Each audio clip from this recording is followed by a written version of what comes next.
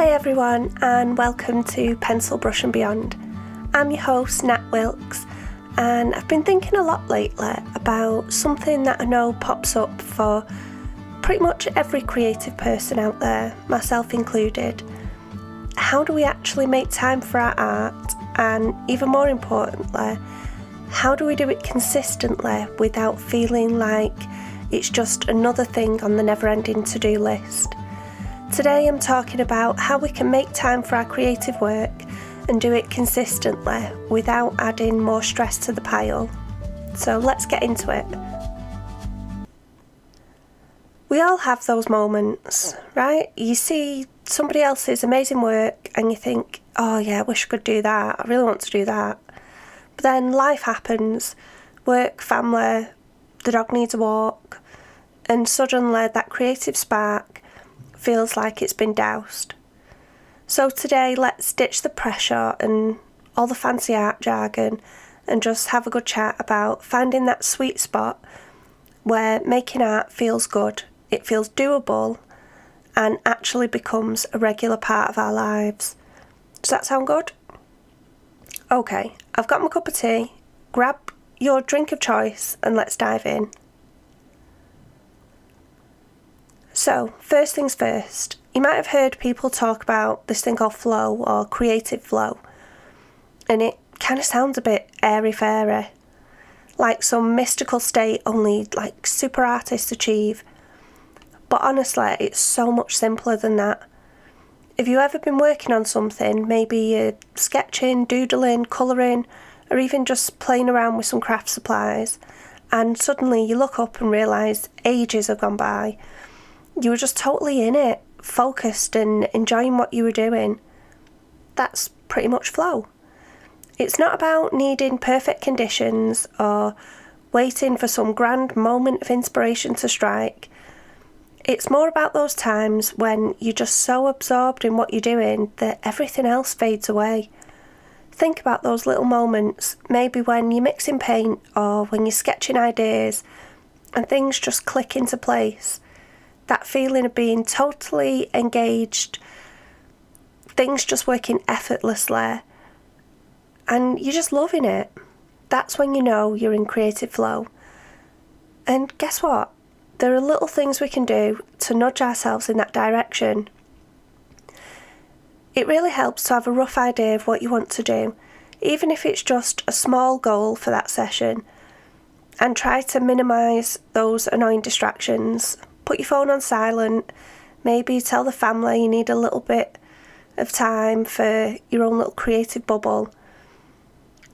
Doing something that's a little bit challenging but not so hard that it's frustrating also helps you to get in that zone. Now let's talk about making art a regular thing. We all know we should, but it often feels like just another chore, just another thing to add to the to-do list. The secret, I think, is to take the pressure off. Forget about needing hours of time every single day to create some masterpiece. Honestly, just a little time messing around with your chosen art supplies can make a huge difference over time. You might be able to grab a little time before everybody else gets up in the morning or after they've gone to bed at night. It doesn't need to be long, even just 10 to 15 minutes is long enough to get you started. Don't go into it trying to force things, because that rarely ever works out. Go into it with an open mind. Use the time to experiment and play around. You don't even have to end the session having created something that you like. This is a judgment-free zone. Think of it like building any other habit. If you're trying to increase how much water that you're drinking, you're not going to all of a sudden start downing pints of it. You'll probably try and drink an extra glass here and there. It's the same with art. When can you carve out that little bit of extra time regularly? Have a think about it, and now I want you to write it down, put it in the calendar to make sure that you are actually going to do it. Because we often think about these things and then we never get it done because we don't write it down. I always start my day with a cup of tea, and this is a good time for me to start sketching, doodling, or playing around with whatever's on my table. When the tea is done, so is whatever I'm doing, and then I can move on with my day and tackle everything else on my list.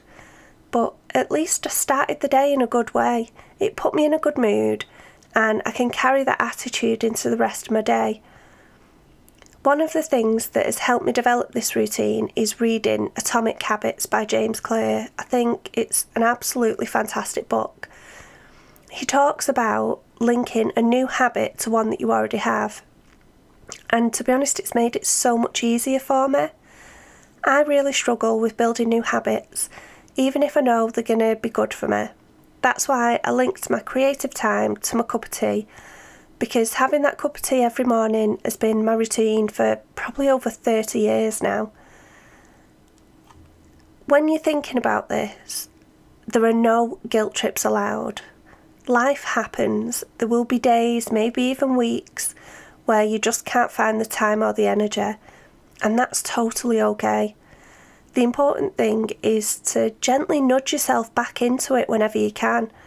It's not about perfection, it's about showing up for your creativity in small and manageable ways. If you miss a day, then just pick up the next day or whenever you can. I'm a carer for my dad at the moment, and that means I may have to drop whatever I'm doing to care for his needs. So if there are some mornings where I don't get to be creative or even finish my cup of tea, that's okay. I'll either try again later or maybe the next day. Okay, this next bit is super important. You need to look after yourself while you're being creative, because honestly, our art should be something that brings us joy and helps us feel good, not something that adds to our stress. So make sure you take breaks.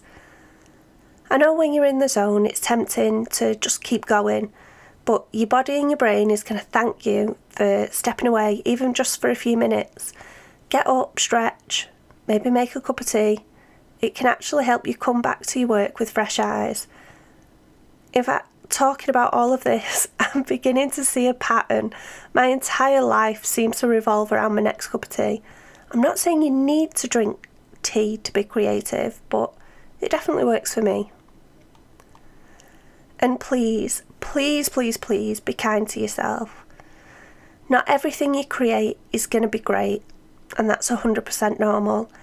It's all part of the learning process. Imagine a friend showing you something that they've made and they're feeling a bit down about it.